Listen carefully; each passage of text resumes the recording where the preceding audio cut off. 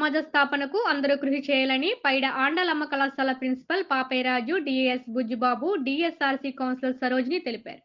కాకినాడ జిల్లాలో 40 రోజుల పాటు ఎయిడ్స్ వ్యాధిపై అవగాహన సదస్సులు నిర్వహించడం జరుగుతుందని పైడ ఆండాలమ్మ కళాశాల principal Papayyaraju, DAS Bujjibabu, DSRC counsellor Sarojini, ART counsellor Prasad, MND Ratnaraju పేర్కొన్నారు. సోమవారం కాకినాడ పైన Andalamma college community health awareness and natural green environment society changes project Kakinada ఆధ్వర్యంలో ప్రాజెక్ట్ మేనేజర్ దుర్గా భవన్ అధ్యక్షతన ఎయిడ్స్ వ్యాధిపై విద్యార్థులకు అవగాహన సదస్సు నిర్వహించారు. ఈ సందర్భంగా వారు మాట్లాడుతూ ఎయిడ్స్ వ్యాధి బారి పడకుండా ప్రజలు జాగ్రత్త వహించాలని, యుక్త వయసు వారు సరైన అవగాహన లేకపోవడం వల్ల ఈ మహమ్మారి బారి పడి జీవితాలను నాశనం చేసుకుంటున్నారని వారు తెలిపారు. ఎయిడ్స్ సోకిన వారిని చులకనగా చూడవద్దని, వారి పట్ల వివక్షత చూపరాదని వారు హితవు పలికారు. ఎయిడ్స్ వ్యాధి పట్ల ఏవైనా అనుమానం ఉన్నట్లయితే తక్షణమే పరీక్షలు చేయించుకోవాలని వారు కోరారు.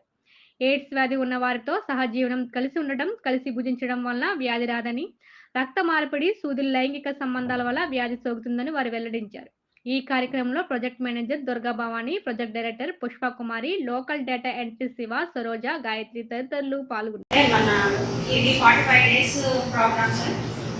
ఈ ప్రోగ్రామ్ లో ఏంటంటే యువతకి మెయిన్ గా మన అవేర్నెస్ కల్పించాలనేసి ప్రోగ్రామ్ ఒకటి ఏర్పాటు చేయడం జరిగింది.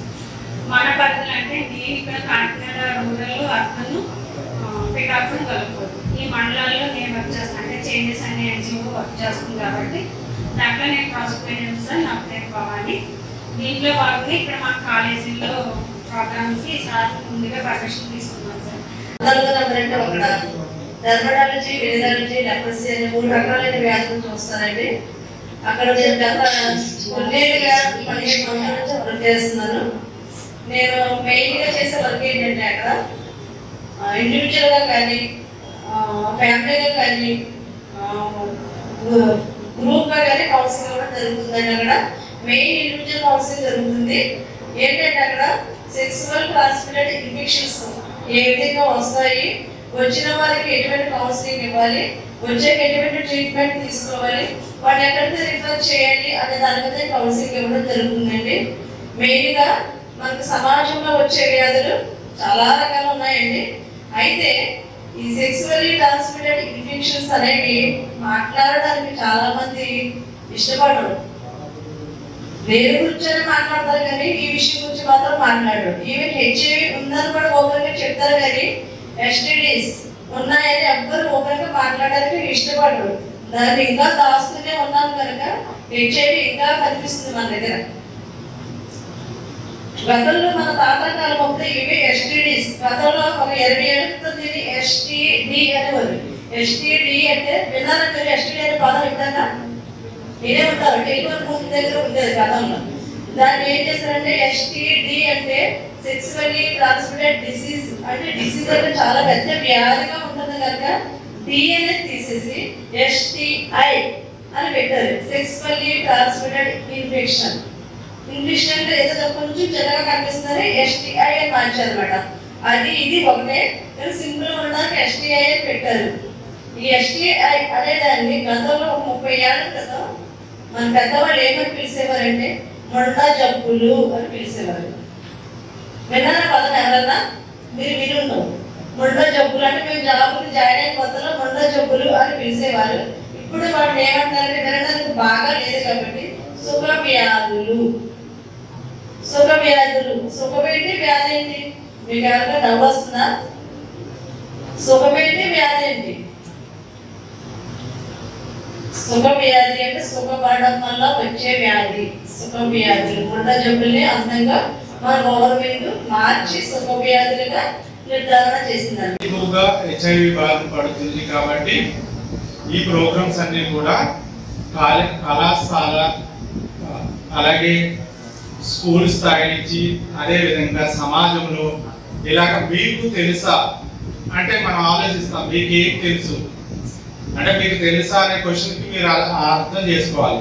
సపోజ్ మీకు హెచ్ఐవి కోసం తెలుసా, టీబీ కోసం తెలుసా, మన పరిసరాల పరిశుభ్రత కోసం తెలుసా, అదేవిధంగా క్యాన్సర్ కోసం తెలుసా, ఇలాగ డిసీజెస్ దాని అన్నింటి కోసం తెలుసుకోవాలి. ముఖ్యంగా ఏంటంటే మనకి మీకు తెలుసా అనేది ఎందుకు పెట్టారంటే ఎక్కువగా యువత ఈ హెచ్ఐవి బారిన పడడం వల్ల ఏంటంటే రాబోయే తరాలు కూడా హెచ్ఐవి తో పిల్లలు పుట్టే అవకాశాలు ఉన్నాయి. యువత ఎక్కువగా హెచ్ఐవి బారిన పడితే రాబోయే సమాజం నాశనం అవుతుంది అనే ఉద్దేశంతో ఏంటంటే ఈ కార్యక్రమాన్ని దేశవ్యాప్తంగా, ఓన్లీ జిల్లా స్థాయిలో కాదు, రాష్ట్ర స్థాయిలో కాదు, దేశవ్యాప్తంగా ఎక్కడైతే ఐరిస్ పీపుల్స్ అంటాము.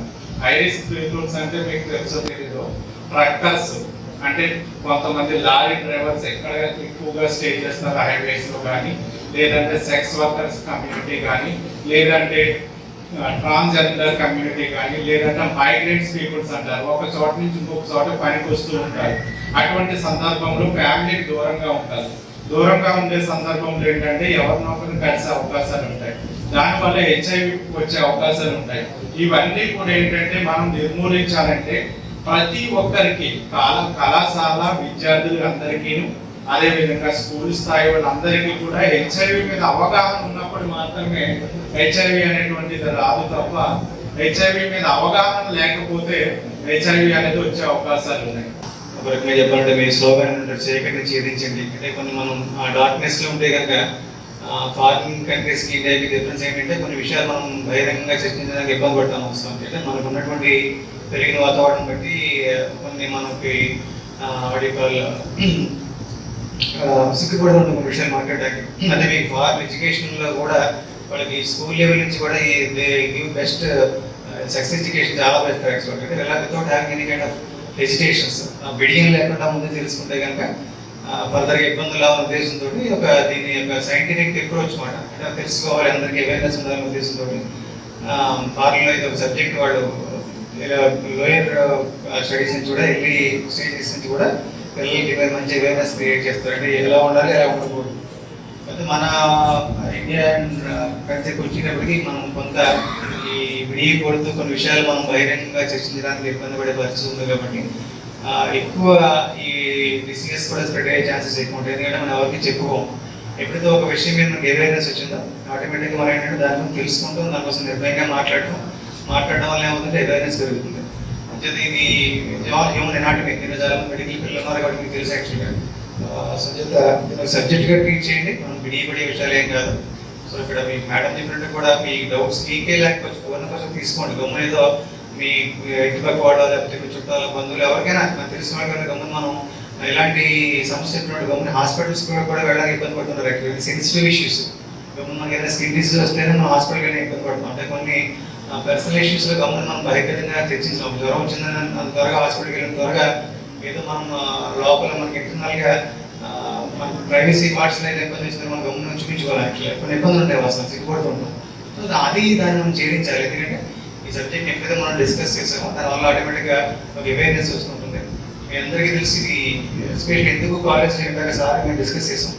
మీరంతా యూత్ కాబట్టి న్యాచురల్గానే మీకు ఈ హ్యావ్ దట్ హార్మోన్స్ ఎఫెక్ట్ ఉంటుంది. కాబట్టి సో గమ్మని సాధారణంగా we always want to be straight లైన్లోనే ఎంతో ఆచరణ ఉందని కూడా పొరపాటు ఎప్పుడైనా కొన్ని మన కంట్రోల్లో లేని విషయాలు జరిగినా కూడా కొన్ని విషయాల పట్ల మీకు అవగాహన ఉండడం వల్ల సో దాని నుంచి రాబోయేటువంటి ప్రమాదాల నుంచి కానీ లేకపోతే రాబోయే వ్యాధుల నుంచి మనం తప్పించుకోవడం అలాగే ఈ సబ్జెక్ట్ మనకే కాకపోవచ్చు, లేకపోతే మన ఊళ్ళో ఉండేవాళ్ళు పక్క వాళ్ళతో కానీ లేకపోతే ఫ్రెండ్స్తో కానీ ఎవరికైనా ఇలాంటి లక్షణాలు అమ్మాయిలు కానీ అబ్బాయిలు కానీ ఫ్రెండ్స్ కలిసినప్పుడు ఇలాంటి లక్షణాలు చేస్తే prevention is better then cure అని మనం డిసీజ్ వచ్చిన తర్వాత మనం వరి వదులు ఇనీషియల్గానే మనం దాని మీద అవేర్నెస్ ఉండి తీసుకునే ట్రీట్మెంట్ తీసుకోవడం వల్ల అది ఫర్దర్గా మిగిలిన వాళ్ళకి స్ప్రెడ్ అవ్వకుండా ఉంటుంది. వాళ్ళు కూడా లైఫ్ సేవ్ అవుతుందనే ఉద్దేశంతో గవర్నమెంట్ వాళ్ళు ఎక్కడ these are the basic centres ప్రధానంగా యూత్లో ఎక్కువ తెలియని వయసు అవేర్నెస్ ఉండదు. మనం చూసిన తెలుగులో క్షణికాల వయసు ఉండదు. మూమెంట్లో సమ్టైమ్స్ రిసార్ట్ కొన్ని దాంట్లో మనం రిసార్ట్ అవుతాం. కాబట్టి మీకు పిల్లలకి అవేర్నెస్ ఉండాలని ఉద్దేశంతో ఇందాక